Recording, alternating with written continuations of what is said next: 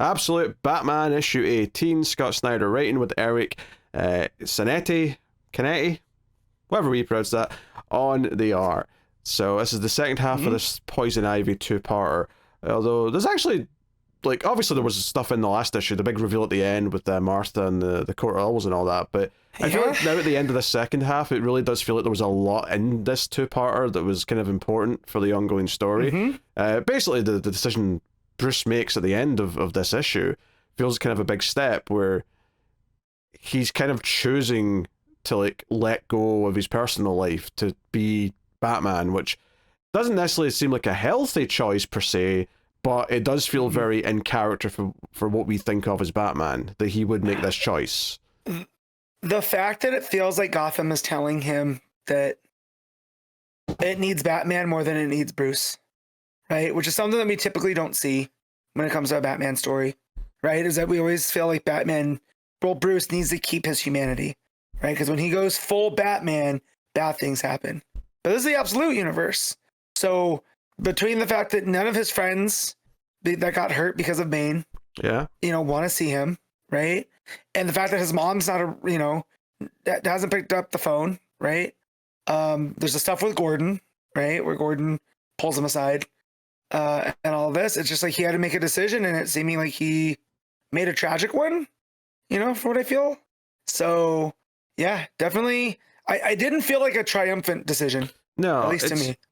It's like tragic. It's tragic in a personal way, but probably good for like people, like in the city. Like it's probably good that he exists and he's going to commit fully to being Batman for the sake of saving lots of people, but bad on a personal level, which is, again, it makes complete total sense for the character. It's what we think of with Batman in every way. So, we see him try to go back to his friends again. He's turned away at the Iceberg Lounge. Harvey Dent's now missing. Like, they just do not show up, and that's kind of reiterated throughout the book. So when he eventually sees Gordon, and Gordon's like, hey, I want to talk to you. And he's like, oh, I don't want to talk about you and my mom. And he's like, oh, no, I'm not here to talk about that. Like, yeah, me and your mom are a thing. I'm in love with her, blah, blah, blah. But that's not what we're talking about. I know. And he's like, what? I know. Yeah. And he's like, oh, how did you figure that out? So, yeah, he's like, okay, look, you're like 6'4", and you're like, I think he says like 400 pounds. And I'm like, he's not that heavy. No, he says that, he goes, there's not very many 6'8", 400-pound dudes out there. So I think he was exaggerating a bit. Yeah, I think so. But just like, not many people cut your silhouette, bud. Like, what do you think? Like, you're a personal family friend, which I do like. I like that it's Gordon is the one that points this out to him. Yeah, but he talks to him, try and give some advice that Barbara once gave him about having good foundations, good roots. A tree can only grow tall if you treat the roots well, is what he ultimately says. But it kind of feels like, he's pushed between that advice and then everything that Poison Ivy yells at him about, you could do better, we could take over the city and fix it, if you commit like I am to being just a complete force. And obviously he doesn't become what Poison Ivy wants him to be, but he does ultimately decide at the end of this issue to, like, because the final pages is him not showing up at the Iceberg Lounge, he's not showing up at the law office, he's not showing up in the sewer, which is really sad actually, that panel, because it looks like Waylon Jones has come out of the water and he's like, Bruce, are you here? It's almost like he was wanting him to show up this time, but Bruce isn't there. And he deletes the phone message from his mum that he's been saving to listen to. He hasn't even listened to it. He deletes it and he's like, I'm Batman. And that's kind of like, what this issue ends with, is him giving up what he's got of his personal life. So it's very interesting that obviously in traditional Batman, he lost both his parents, and here his mother still exists, but he's reached a point as Batman where he's effectively, at least for the time being, choosing to let her go, and like, I'm going to like just not pay attention to the fact that she's alive to be Batman. And it says a lot about the idea of how strong like he believes in Batman, or is at this point, because that's the other thing he's struggling with, and why he even asked Gordon for advice. He's like, he didn't expect it to become a symbol that the city would start to like look at, that people would look up to and like, see him as a hero. He had a purpose, he had something he wanted to achieve, but he wasn't doing it to become this figure. But now maybe he has to embrace that and be that figure for the people who are looking up to him. So it's almost like the choice has been made for him. Right? Like, they're not gonna, now that they have this idea to latch onto, they're gonna force him to be this role model type Like, you're the one that rises up for us. And that's a weird spot for him to be in. And the stuff with Ivy too is I appreciate that, like, it's not that like she's just trying to take over Gotham at behest of Grimm / the Joker. She's upset with all of that as well, with how she's been experimented on. So they're still keeping her as this kind of neutral figure, right? Where she wants what's best for Ivy and the world, but she's not necessarily aligned with the villain side of things either. She's kind of well-intentioned at heart, but like obviously she's willing to kill and like take over and mind control and all that. So she's, you know, she has to be stopped, but like you get the intentions behind it all quite well. Because she clearly hates Grimm. She hates the Joker. She brings him up and says, no, he's the one that kept me, because he's the one that if he sees anything rising with a sense of power that people are looking at and seeing as like a possible change, he you know, puts it down. He put her in a cage with these sound cannons to stop her from being able to evolve. And he's going to come for Batman because Batman's enacting change. Batman's inspiring people, and he can't have that. Well, and it's the fact that Batman inspired her, because he goes, I was fine until you came running through my enclosure in Arkham, and you're the one that beat him. You got out. And that taught me that I could do it too. So he's even inspiring these experiments. And of course, Grimm's not going to have that. You know, so I do like that it puts him at that place, even with like Ivy and some of these other ones. And you pointed out with that panel with Waylon too. It's like Waylon's the other one that got out, right? And Bruce got him that magic thing that has given him some form of human form, right? So like things are working out well, and it's almost just like he's almost blinded by this at the end, where he's like, I have to be better.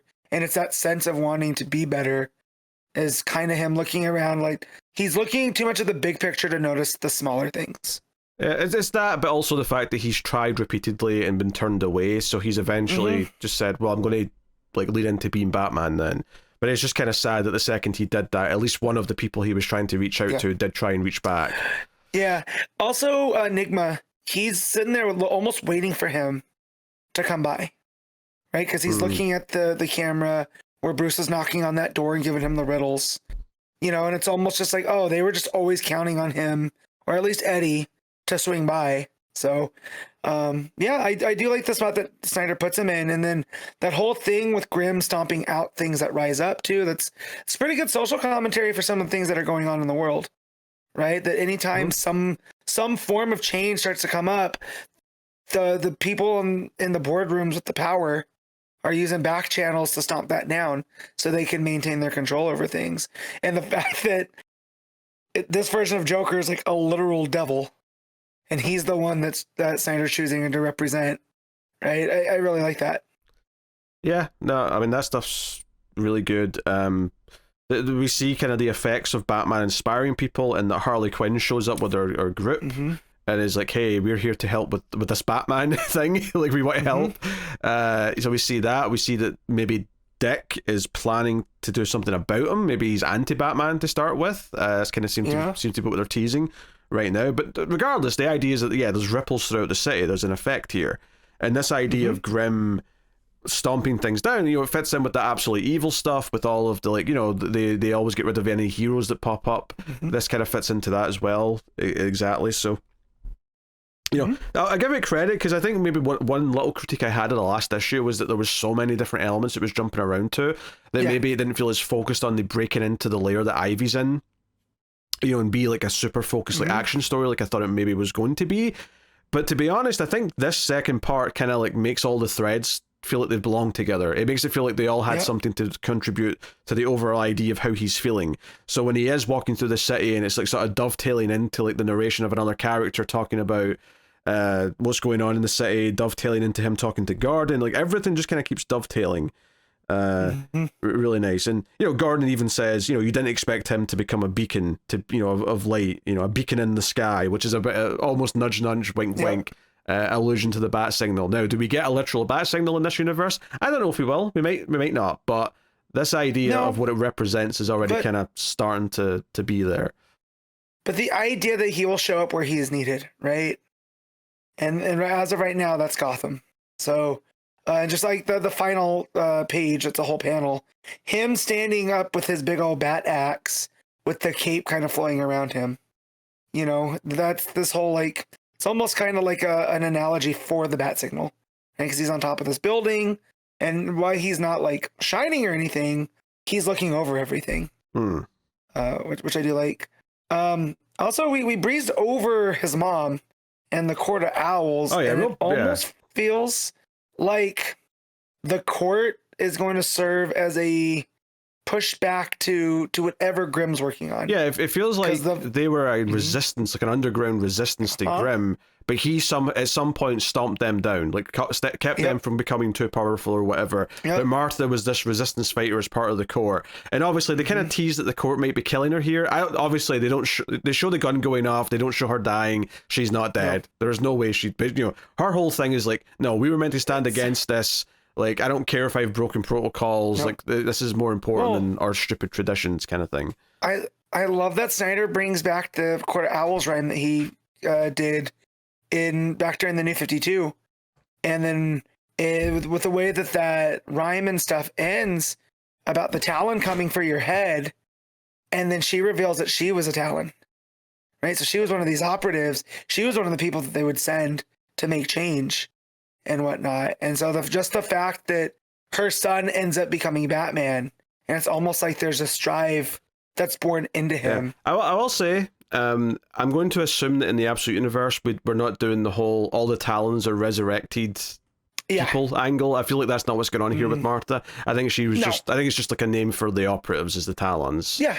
Here. And that's what I think too.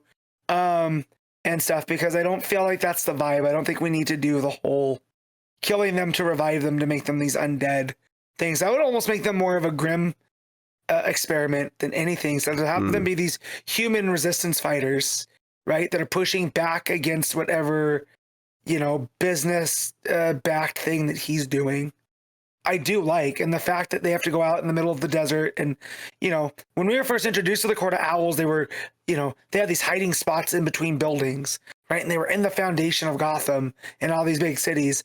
And here it feels like he ripped them out and now they're on the run, right? So like the fact that they're so far out from everything and that's where they are, and it's very counter to what we would expect. And the fact that she was the Talon, you know, or was a Talon.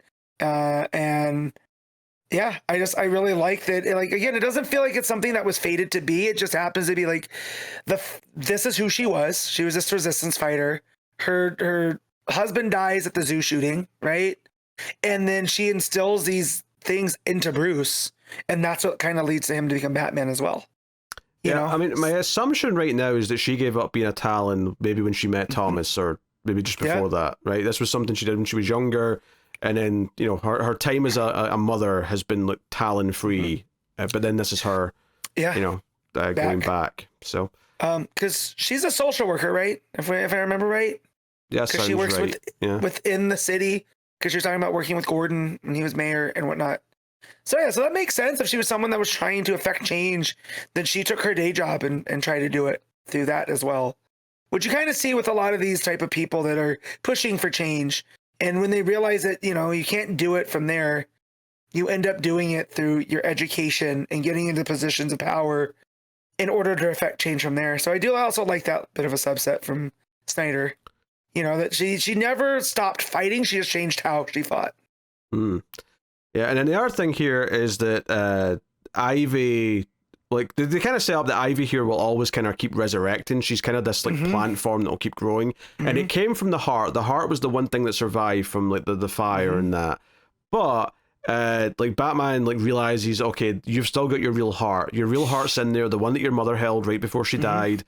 It's in there, and I'm going to burn it. I'm going to destroy it if you don't, you know, do whatever. And Ivy, like, says all these things about needing to evolve, and they could rise up and take, you know, stop Grimm from what he's doing and whatnot. And he kind of, like, coldly, even though she kind of agrees to stop what she's doing, Batman still burns her heart. And then Barbara Gordon, who's kind of swooped in by this point to help him, and he's like, and also of course says, yeah, don't pull that shit again where you threw me off the building. Like, she's not very happy about that. You know, she's trying to, like, work with him, and when she's like, hey, why did you still burn her heart even though he's, you know, she did whatever, and he's like, well, she said I had to evolve to fight what's coming. I took her advice. And he walks, and it's a very cold moment where he leaves her Barbara standing there. And it does feel like, because that's what leads into kind of the final little sequence of pages where he just becomes like, I am just Batman now. I've given up the Bruce Wayne side of myself for the most part. And of course, I don't think it's for good. I think obviously some of these elements are going to come crashing back into his life and make him sort of face that. But definitely for the time being, it feels like, no, he's throwing his head deep into the Batman side of the pool. And it definitely feels like the end of Whiplash, where you're just like, you made the wrong decision, bro. Like, you have greatness, but at what cost? At what cost? Know? And I do like the fact that she goes to hand him his mask back, but he has the whole cowl over it, you know, to block all of the pheromones and the spores from Ivy. And so she's left holding this Batman helm. And it's like, well, it's Barbara Gordon. We're getting Robins. Like, is this a bit of foreshadowing? And all this foreshadowing, type of stuff. Sure. I don't know how soon it's going to be, but I could see it as a little bit of foreshadowing for sure. Yeah, so, you know, because she's left standing there about like, you know, maybe we, you know, I took her advice, maybe we all should. And she's looking down as he, you know, jumps down from the top of this building. And she's just holding that mask dejectedly. Yeah, I wonder. Right? But it's like, oh, he left her with the mask. He didn't take it back. I could see her going straight to Oracle, though, in the Absolute Universe. Yeah. And have, you know, Cass or whoever else be the first Batgirl. I mean, I could be wrong, but I'm just saying the opportunity is there for that. They could just go straight to Oracle with Barbara if they wanted to. True. But yeah, I just think there's definitely some meaning with him leaving her with that, with the mask, you know, right there. And, you know, SNYDER doesn't do things by accident. Because his final line is, you know, I took her advice, maybe we all should, as in we should all evolve. And she's left holding the mask. It's almost like, keep it, because maybe you should become, not necessarily like me, but become something stronger, something bigger, something more willing to fight. And we'll see if she takes that hint, perhaps. Yeah. I do like how SNYDER is moving all these characters around. Like, we got the little blips of Dick Grayson. Babs has been here in and out, you know, here and there. Gordon, his mom. It's a revolving door of these people that are doing like this dance around him. And also, didn't Alfred get a change in directives? And now whoever he works for wants him to make his target the Batman. Yes. Yeah. You know, because it was Grimm, and now it seems like Batman's going to be a bigger problem, which I think that's very curious. Because like, who sent him after Jack Grimm, and now it's shifting to Batman? Yeah, because if he wasn't already after Grimm, if he wasn't like the endgame case that he's had for years, I would assume Grimm's like secretly at the head of whatever organization he's working for. But Grimm was the first target, but now it's switched to Batman. Unless it's all just like we have someone hinting Grimm, but we'll never catch him, just so we know how much people know about him, kind of thing. So, I don't know. Right? Very, very, very curious. One of the other villains, perhaps, from the Absolute Evil, you know, group? I don't know. I don't know. I'm just trying to think, like, canonically, with Alfred working for, you know, whoever he does.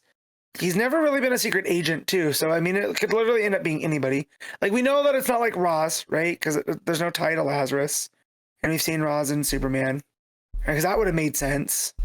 But I wonder if it's like their version of Checkmate that he's working for. And they're just like, no, we're supposed to keep the status quo.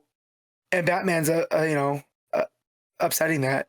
So now I want you to keep an eye on him. I mean, it's definitely... He's a bigger threat. It's definitely Cold Snap, so I don't know why we're doing all this theorizing. Absolute Cold Snap. You heard it here first. Calling the shots. Yeah. So. All right. I mean, that's pretty much the book. I didn't really talk about the art, though. Obviously, it's very similar to last issue because it's the same artist. It's okay. Like, it's not my favorite. Like, I definitely miss the regular artist. I miss Dragata, of course, but it's perfectly fine for what it's doing. I do like the colorist is Frank Martin. I do like the way that it's using these natural kind of muted colors, because like it would be really easy to make like Ivy these bright, toxic, you know, those type, but they're not. They're more these earth tones, neutrals. Like her green's like a pale beige green, right? And so it up against the fire and when all that stuff's going off, it stands out in a different way, which I do like. But But yeah, and just like her monstrous form as well, I think is really cool, right? Because she's got eyes and teeth and stuff like coming out of different spots. So, you know, you can tell that the artist, well, I'm not going to butcher his name. We'll just call him Eric. We can tell that Eric was having fun with a lot of the designs here. And again, that last panel / page of Batman on top of this tower holding the axe, and everything has, you know, the blue washout to it and the sprawling city underneath him. It's a really strong image.